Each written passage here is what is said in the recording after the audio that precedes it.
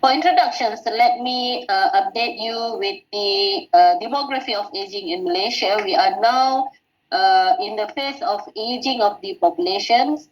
Our older adults, 65 years old and above, has reached more than 7% of the total populations.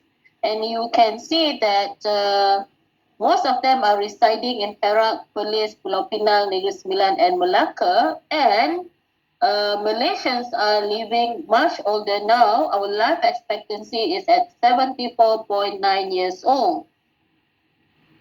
So, with the aging of the populations, there will be many emerging diseases. So, one of it is sarcopenia.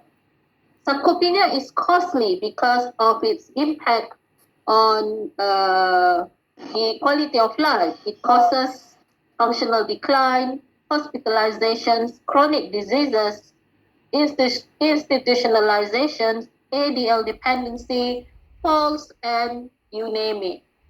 So today, we will try to briefly, because I was only given 30 minutes, to look at some of the background knowledge of sarcopenia in Malaysia. We will recall the definition of sarcopenia by AWGS because we have learned this last year in my webinar, and we will try to discuss our role in combating sarcopenia.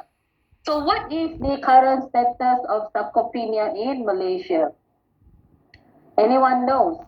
I'm talking about the prevalence and the risk factors of sarcopenia among Malaysians. Several studies conducted in Malaysia indicated that about 16 to 51% older adults had been diagnosed with sarcopenia, but the findings were inconclusive because of the heterogeneity of the study populations. However, these figures may indicate that we need to do something about it. Our recent finding using the SARC-F questionnaire to diagnose sarcopenia, we found about 20.4% of older adults residing in the community are having sarcopenia. And sarcopenia impacted quality of life and is also associated with high level of fatigue. So what is sarcopenia?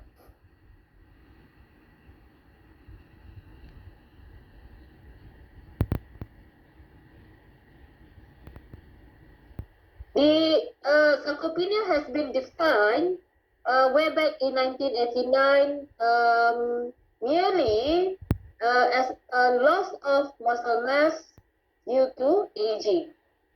Since then, supported with scientific evidence, the definition has evolved. And in 2010, EWGSOP, or the European Working Group for Sarcopenia in Older Person, defined